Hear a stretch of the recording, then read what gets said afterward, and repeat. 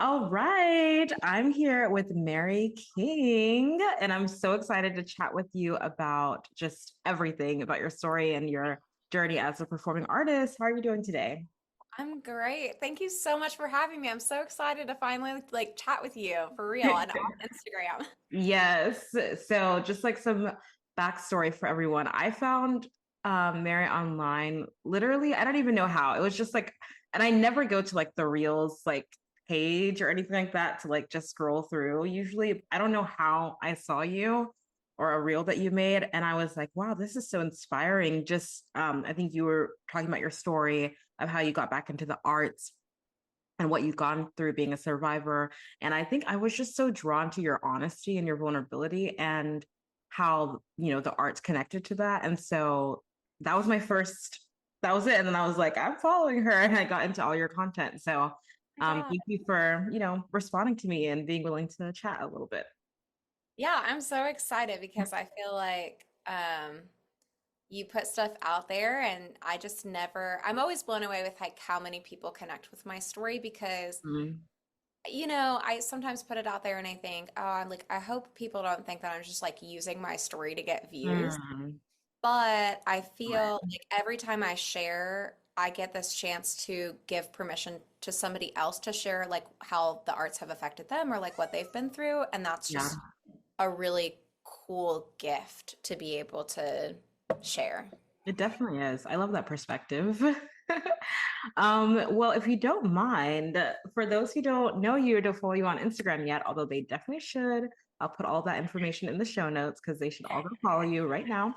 But for everyone who doesn't know, can you tell us a little bit about your journey to the arts, being in the arts, and then coming back to the arts, and we'll go from there, kind of like dig deeper. Yeah. Yeah.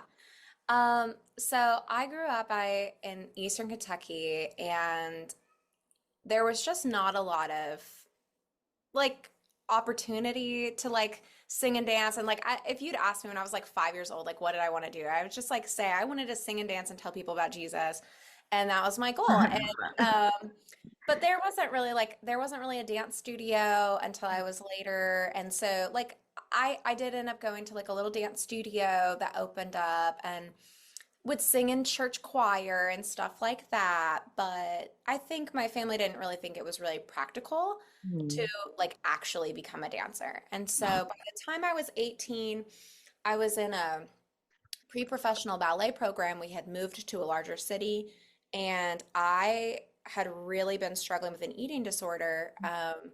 And so I ended up quitting my senior year. I stopped doing ballet, and I loved ballet, but it was just like every person at our studio had an eating disorder, and I knew I wanted to get better. So I quit, and I would still like I taught classes, like I would teach I was like a show choir coach and just like kind of put that on like my little hobby Yeah. thing. And I didn't really pour it. I always wanted to be on stage and perform, but like as an adult, I just didn't see how it would be possible. Like Yeah.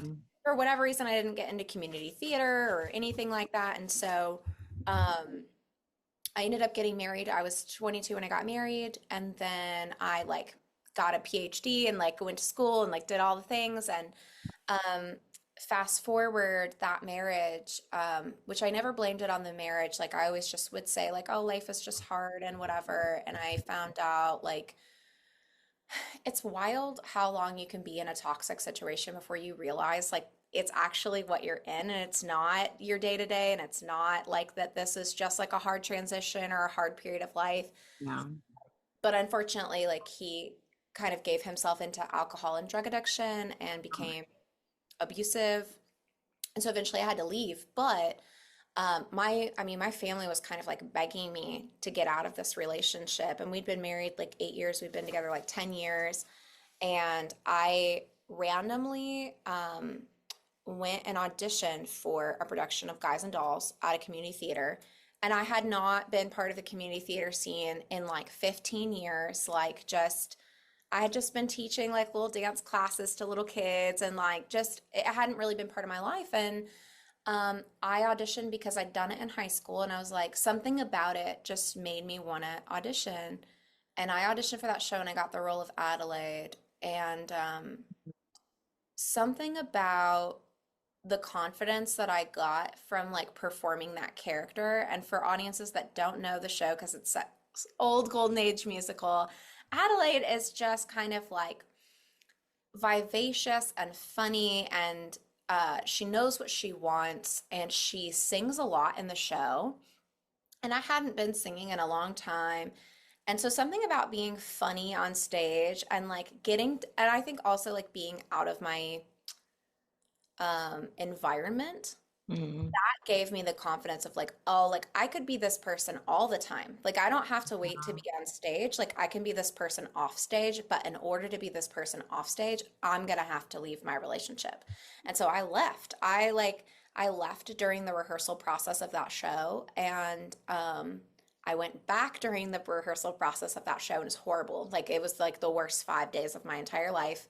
Mm. And then by the second or third weekend of shows, like I was moved into my own apartment, like had and of course like leaving a toxic or an abusive relationship is more complicated than just moving out, but I think the confidence that I got from being on stage was crazy. And then after that, I threw myself back into the arts because I was like, this is my path to healing. And so I really especially connected with taking vocal lessons and stuff like that because I had been I had lost my voice in a way, like, and so learning how to connect with that again and like try to find power and like Yeah. get my sound out. And it's such a vulnerable thing. Like I don't think you have to be abused to feel vulnerable putting your voice out there. It feels so tender. And so it's been a really healing process. So that's like the long story of how I found my way back. No, it's not long. It's not too long at all. It's that was so, first of all, you really like made it very concise. Okay. But that was so beautiful. Thank you for sharing that. Like all the different sections of like being younger and then, growing up and still like there's this through line of the arts and what you went through like in your marriage. I mean, that's like, first of all, so like so hard and so vulnerable to even be able to talk about that and share that to encourage other people that like there is so much that's possible on the other side of, you know, gosh, just like freedom and surviving. And now I look at you, you're thriving, really stepping into who you are as a person. And thank you for sharing that because that's like so wow, it's like so deep and so hard to even I can't imagine you. So I think that's something that people really just need to hear, like to see your vulnerability and to hear your story is really powerful. So thank you for sharing that. And I think I'm amazed at how you were able to, in the midst of that, like just be like, I'm going to go for this community theater audition. Like with all of that happening, it's like something in you was pulled towards it. Like, what was that thing that made you want to get back into it? Because you said you hadn't even been in community theater scene. You had maybe been like teaching dance classes to kids like here and there, but Mm. you were a PhD grad, and you're in this toxic relationship, and there's something that pulls you towards the arts. Like, do you know what that is, or like why, or like is it hard to? Can you even explain like how did You know, that? Yeah. I think it's a couple things because I've thought a lot about this too because I want people to figure out how can they access something similar for themselves even Yeah. if they're not like a musical theater kid or Yeah. whatever. And I think I've always had I could not let go of the arts. And I think that so many of us are told when we're young, if you're not going to do this as a career, then you shouldn't waste your time on it. Mm, And I think that's such a sad thing when it comes to, and you think about when and where are the places that people would even get to exercise something like singing? It's right. like they're drunk at karaoke, or maybe they go to church and they sing there, like in the congregation or something. Right. But I don't think about very many other places that people Mm, even access those parts of themselves. So if you yeah. were somebody who grew up with the arts, I feel like all of us, we can't get away from it because there's something about it that like allows you to have that creativity. And for me, I had gotten kind of plugged into like the aerial fitness, like Mhm. aerial arts community. And so I had been doing some stuff like that.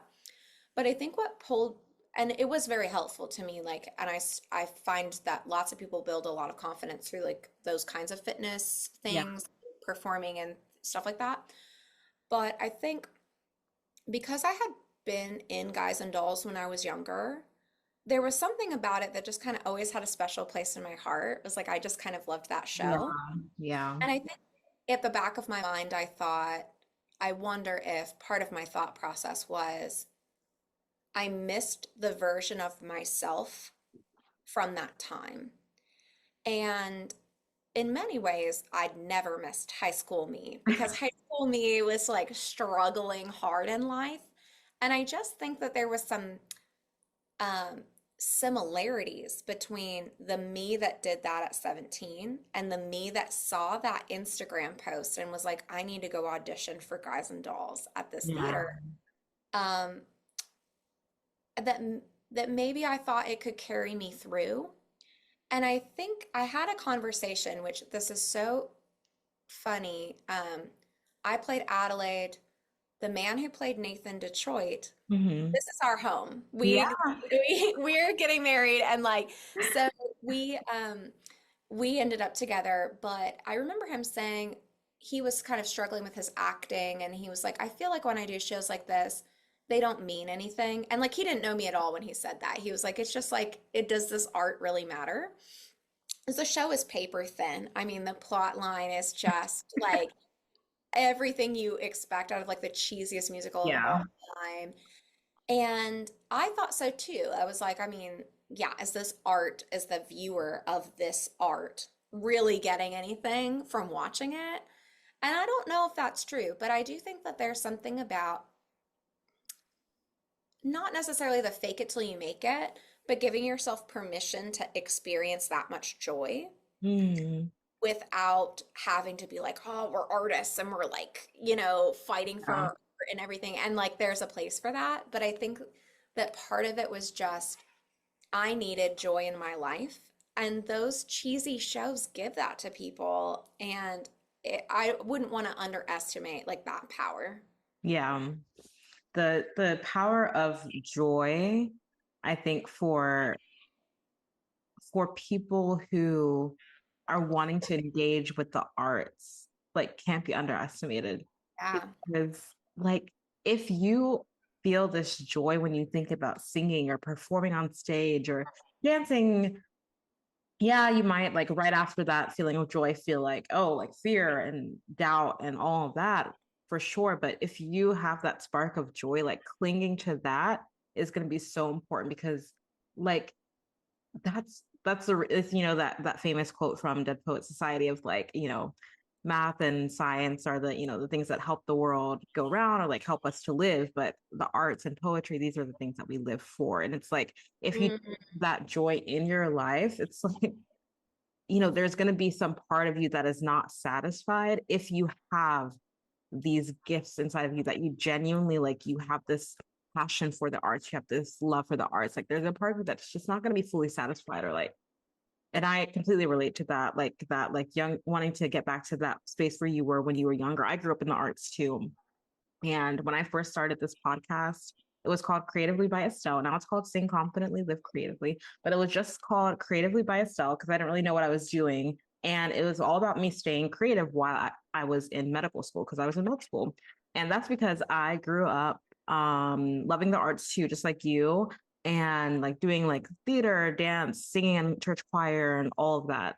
And I got to college and I was like, well, everyone was just like, the arts are like a hobby, but, the practical path is like anything in, the sciences, especially because I grew up in a family of immigrants, Nigerian immigrants, and like um, predominantly African Nigerian church. And so, like, all my community, like everyone around me, like it's not even like anyone was intentionally trying to stop me from being an artist. Like everyone loved that I was in the arts too. They were encouraging me. My parents were the ones who, got me to go to dance classes and all that stuff. But at the end of the day, it was like this expectation of like, well, to be a serious person and like to actually have a real career, you need to pursue something probably in medicine or something like that. And my parents are in healthcare. So that was Oh, like the natural path.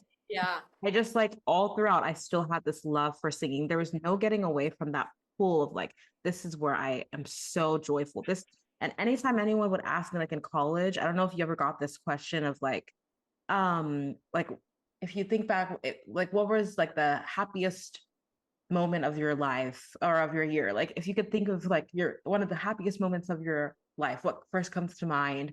And for me, whenever I got that question and like, like when you're going to like groups in college and they would ask you like an icebreaker question, my first thought would always be these like 2 weeks that I spent working on this show in community theater before college. That was wow, why am I blanking? Oh, Early Modern Millie.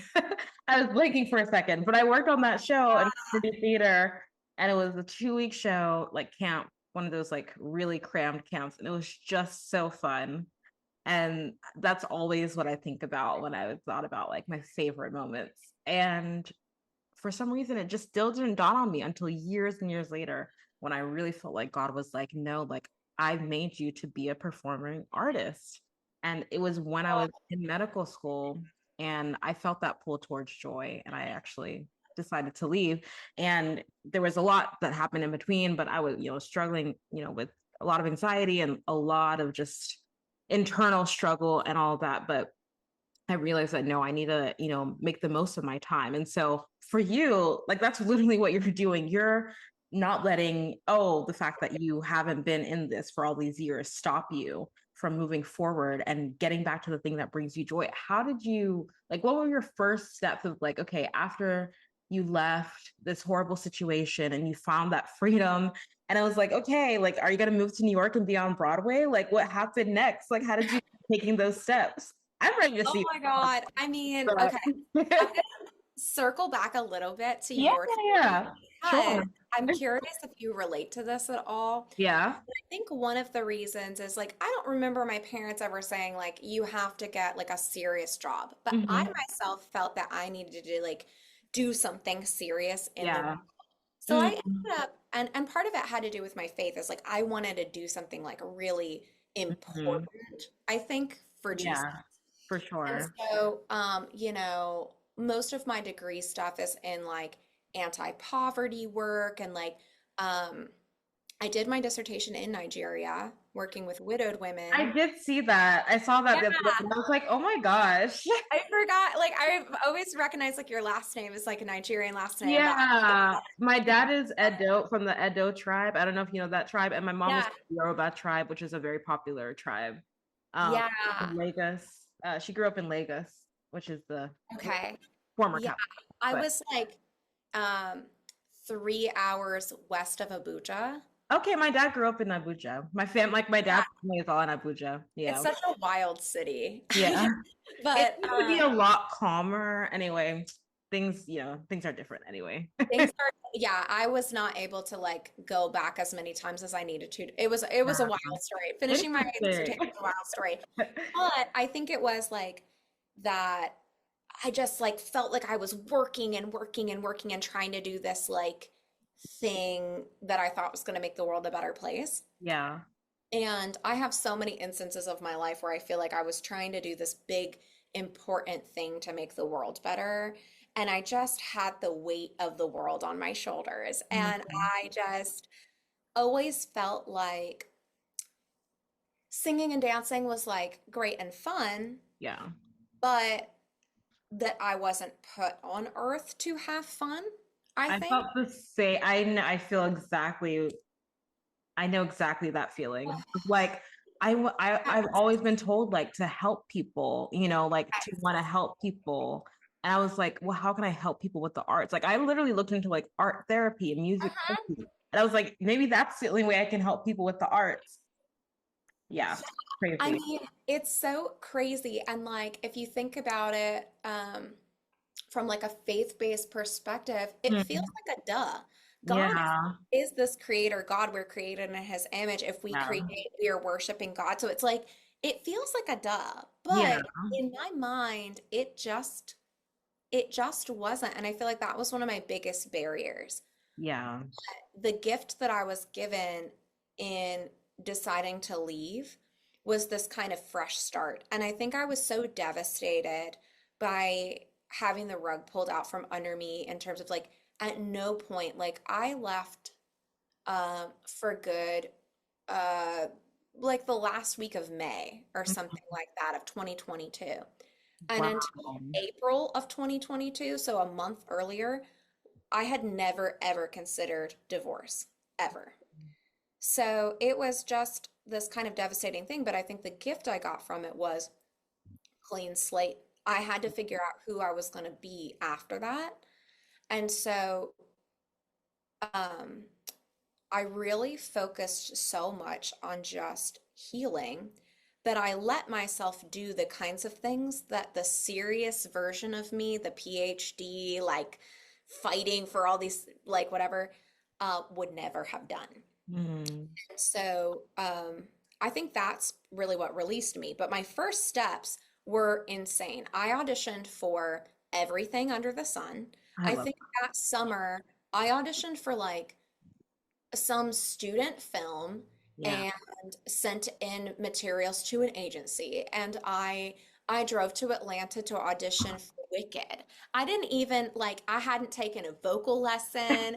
I like I brought in random Just sheet jump right music. in. I I love yeah, I mean I it. didn't have a book. I didn't have Freesheetmusic.com. Like, just go for oh it. I mean I like printed it at my Oh, mom's house yeah. and That's then all just you need.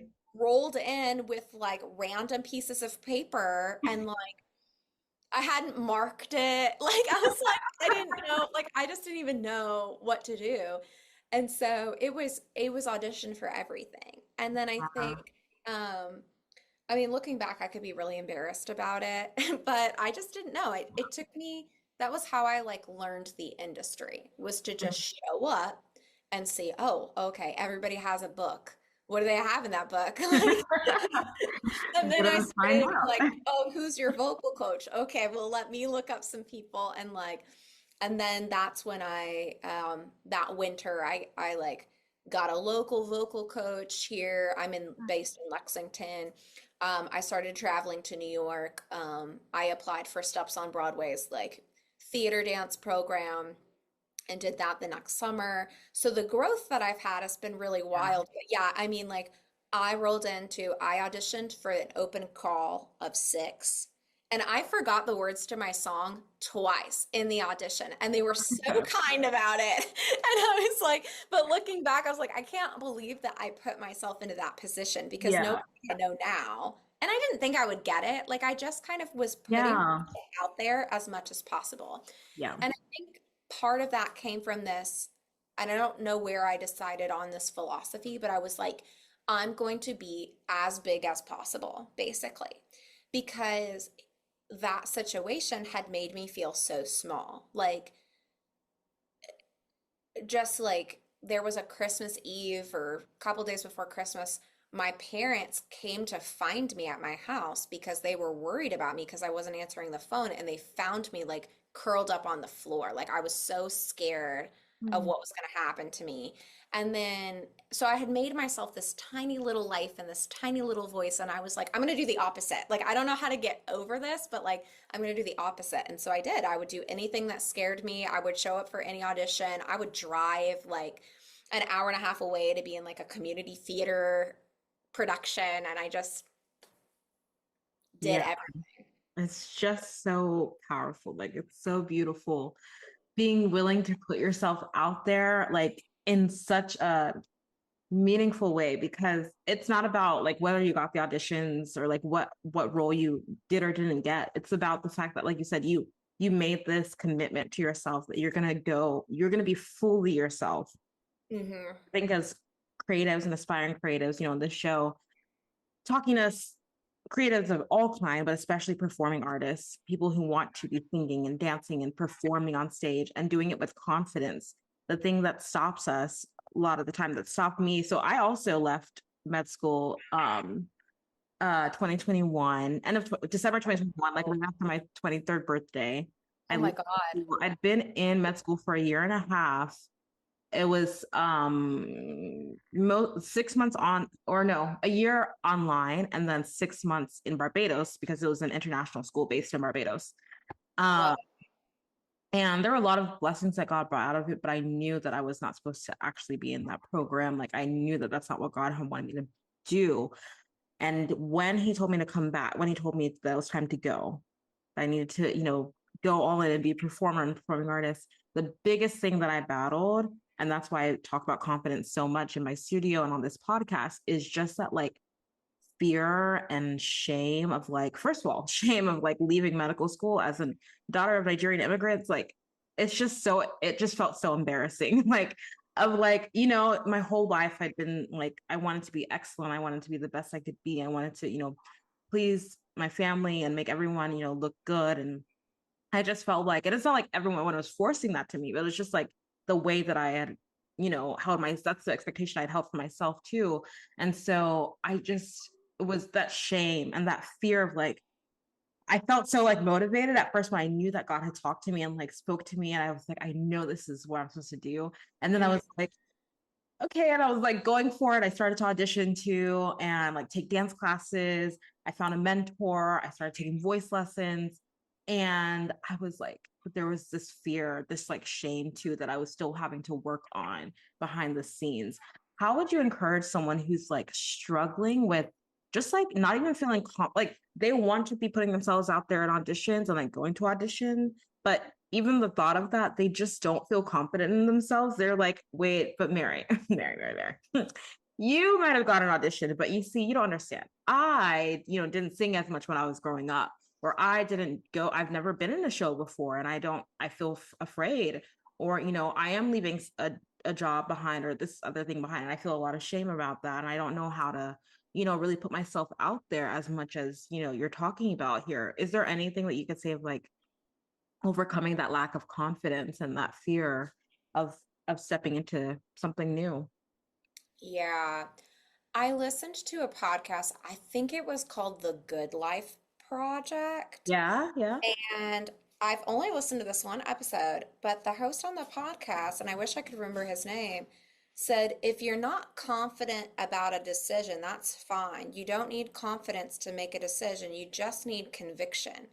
So you Mm, just need to be convicted that this is a good decision for, like, you don't have to be confident about how it's going to turn out. You mm, just have to be convicted that you want something different than what you've been doing. mm, I think that that's true is like, I don't have to be confident about necessarily my skills. I just have to be convicted that I know that I need to show up and do this. And there have been so many times that I put myself in this room of whatever it is, and I want out. Like, I want out. I don't want to do the dance by myself. I don't want to sing the song by myself, but I push through. And every time I push through, I'm glad I did it. And um, I think that's the only way we grow. I mean, mm, of course, it's easier said than done, but like, yeah, I just think like, wow, like how much more of ourselves could we be if we faced one fear every day? And I think that's what we all want. And I do think that faking it till you make it is part of that. And I remember one time, because I teach public speaking, and I had a student, I had told them separately on two different occasions, you should fake it till you make it if you don't feel confident, and that you should also share your authentic self. And they were like, how can I share my authentic self if I'm being fake? And I was like, that is a wonderful question, because it was like two different lessons that I had taught. And like, I hadn't thought about trying to connect those together. And I thought to myself, when I mean fake it till I make it, what do I think of? And I used to think of myself as this tiny little soul person, like this little gingerbread person that lived inside me. And that when I would perform, there was like a gingerbread shaped hole that I would kind of press into. And then there I was. And I was like fully living in my body. wow. And this is such a weird, like, it's such a weird thought process. But that most of the time, I wasn't really living in my body, like full soul connected to the body. And so I had to make these kind of intentional, like, I'm going to lean in and be myself. Mhm. And so I think that that visual, which maybe somebody could create their own, is like, I'm not faking it until I make it. What I'm doing is I'm stepping into my fuller self Yeah. doing this. And it's like, I need to expand that little version of me that's inside that feels insecure into every cell in my entire body. And that as I do that, um, it's going to feel awkward because I haven't really been living like that with all of these, like putting energy into all of those places in myself, or into all of those areas of the world. But as I do it more and more, I'm going to get better at it. Yeah. It's I so, don't know. no, no, that's so good. Like leaning into at least the idea of who you want to be. Like at least like what do you want? Like if you know that you want to be this actor, you know you want to be this performer, you know that you want to, you can see, like if you can envision yourself like performing on stage, you know, at an open mic night, you know, or on Yeah, Broadway. And even if it's like whatever it is, if you can just see yourself like, okay, how would I be if that was actually my reality? Like I would be standing confidently, like I would be standing tall, you know, I'd be moving in a certain way. And just leaning into the fact that, you know what, this is what I want, and not being afraid to acknowledge that in yourself and then like take that next small step to getting there. Yeah, it is tricky though. Like you kind of have to put yourself in those situations before you actually feel ready. You have to put yourself in the situations that will move you towards where you yeah. before you necessarily feel ready, I think. And that's I like what people would say is like faking it till you make it, I guess. yeah, I think that is like you don't feel ready, but you're going to take the action anyway. Exactly. I think I hadn't thought to say this, but I've reflected on this as well. I think one of the powerful things about that particular production, Guys and Dolls, that like put me in this position was Hmm. that I spent a lot of time getting out of my situation at the theater thinking, how would Adelaide talk and move and like act? And because her character is so decisive and big and like just honestly like cringy to an extent, you know, but she's just there she is, like take it or leave it. I think that that process of thinking bled into my real life of thinking there's a version of me I want to be that is willing to act like everybody wants to be my friend instead of being like, oh, I don't know if I want to ask that person to like hang out or like get coffee with me because like they probably have their own things going on. Or like there's a version of me that's willing to walk into a room like I know what I'm doing, and to take up space and to like do these things. And so I would just, when I felt unconfident, I would just ask myself, what would that version of me do? Yeah. Even like with simple stuff, like I had to make all these phone calls to like the insurance company and like all this stuff of like trying to untangle myself from a life that I had lived for like 10 years. And so when I didn't ever want to make those phone calls, but I would think to myself, oh, well, if somebody's super confident, are they scared to make a phone call? Like, no. So I'm going to take Ah, the action that person would very take, good. Yeah. even though I don't feel that way. And eventually, um, it, you get over it Hmm. to an extent. I mean, I still get nervous for different things, but it's just like I'm not gonna let that feeling keep me from being the person that I want to be. Brilliant. Yeah. So, That's so I think good.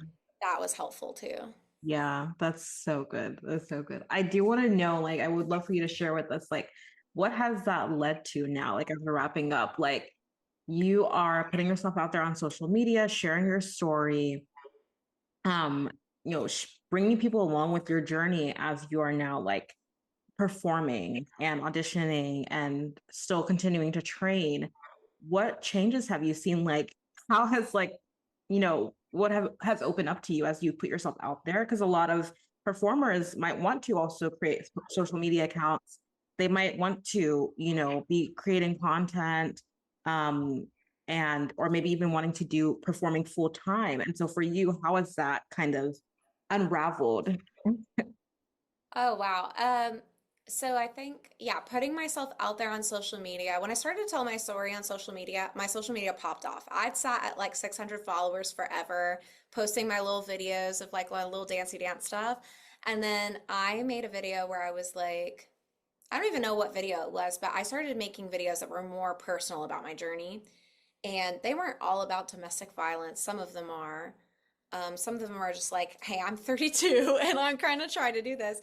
And it's been really cool because my following has grown a lot. But the really cool part is that I've connected with so many people like you who are also lawyers or like left their day job or like they're at the beginning phases of like, wait, I don't want to get to the end of my life and wish that I Yeah. had chased my dream. And so that's just like positivity galore because it's so cool to connect with these other people.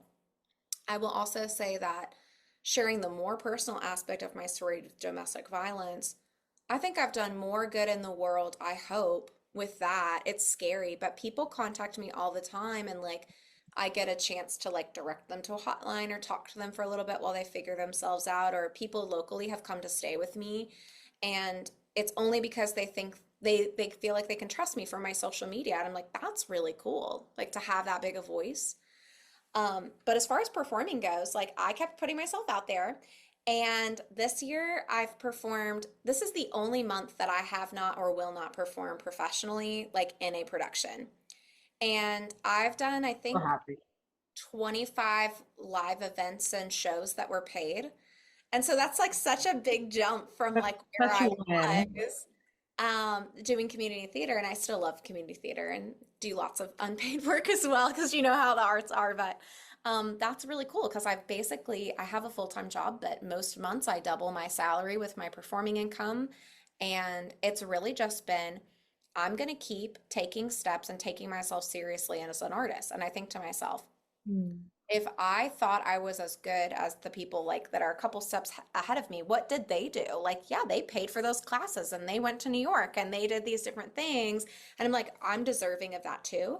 And so I just keep doing it and I just keep sending in my stuff and I get better and I update my reels and um building the social media following has been really cool because I don't make any money like directly from my videos, but I think it's a great place for people to come and like they book me for live events and stuff like that. And I think that's an untapped potential for a lot of performers where they think, oh, I have to be in a show or I have to like book a contract. Um, and maybe singing is a little bit different than like the dance world, but I feel like that's kind of the mindset is like, ah, I have to get into a company or I have to book this show or whatever.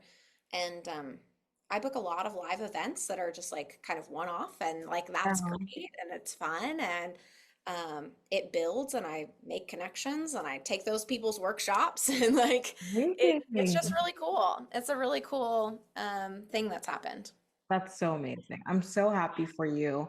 I'm happy like that you have that community. Like literally you wanted to help the world. And like we said, like we overlook the fact that we're creatives and that in itself glorifies God by using your creative gift in the way Yes. that he has called you to. And then you get to now inspire other people and help other people in ways that you couldn't have helped them before. And so I love that. And I love that you're performing and taking yourself seriously as an artist. It's so powerful and that's so good and that's what we all need to hear. So that helped me and inspired me, so thank you. Such a fun conversation. Yeah, I loved it. If you wouldn't mind, my last question is always to ask, like, if you could just envision that, singer, that actor, that dancer, that performer, the person who's listening to this who wants to be one of those things or all those things and more, and yet doesn't know if they're, good enough, they're not feeling so confident, they want to get started or get started again and it's just hard for them, and if you could just like say like one last word of encouragement or phrase, what would you tell them? You can take your time. I would say I like to say that the way to awesome is through awkward. But I would also say like make your cringy art because it will change your life. And like, I think we're so scared of being cringy. And we think, oh, I'm not going to put myself out there until I'm good enough. And if you wait until you think you're good enough to put yourself out there, you might never do that. And so I mean, you can look up all kinds of celebrity figures that are amazingly talented. You would think they probably don't ever have any kind of like fear, but like Adele, I've heard has been so scared to get on stage, she like pukes before she goes out. Like, I mean, all kinds of people are so scared to put themselves out there because it is scary and it is vulnerable. But I feel like we love being on stage because it's someone else has given us permission to be our biggest self. But what if you gave yourself that permission regardless of the outcome? And so if you give yourself permission to be your biggest self in your regular everyday life, to make your art and to sing as loud as you can and to let your voice crack while you do your warm up and to do like all of these different things, you will be good enough. Like eventually you will be good enough. And the thing is you already are enough. So give yourself that permission to like be that where you're at. And you would be so surprised at what good that does somebody else to say, oh, I was scared to post my singing video, but then I saw you do it, and that made me feel confident enough to post or to sing. Or I was scared to go audition, but then I saw you go out there and audition.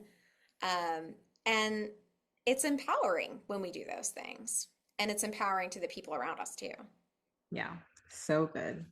That was so inspiring, Mary. Thank you for this whole conversation. It was really Thank inspiring, you. This encouraging to was me. I so was much really looking fun. forward to it. Thank you. Thank you so much. You're literally such a delight also. Like you're so beautiful. Look at your beautiful Thanks. background. So are you. Yeah, thank you. You're just such a delight to talk to, like so easy to chat with. So everyone should go follow you on Instagram. Do you want to tell everyone somewhere else to, follow you or connect with you? Oh my gosh, that's the only thing. I keep saying I'm going to start like a TikTok or something, but I'm Circus Mary, like Merry Christmas, and I'm on Instagram. Yeah, no problem. I'll put it in the show notes below so everyone can go find you and connect with you. Thank you so, so much. This has been amazing. Thank you. It's been great. Thank you so, so much for listening to today's episode and to this show. I'm so in awe of you for being here and showing up for your creative gifts. That takes courage. Don't forget to join the Performing Arts community on Facebook for support and inspiration as you continue on your journey. If this episode helped or inspired you in any way, please leave a review on Apple Podcasts and share it with someone. It means so, so much. Thank you again, and don't forget to keep singing, acting, dancing, performing, and living creatively. Talk to you next time.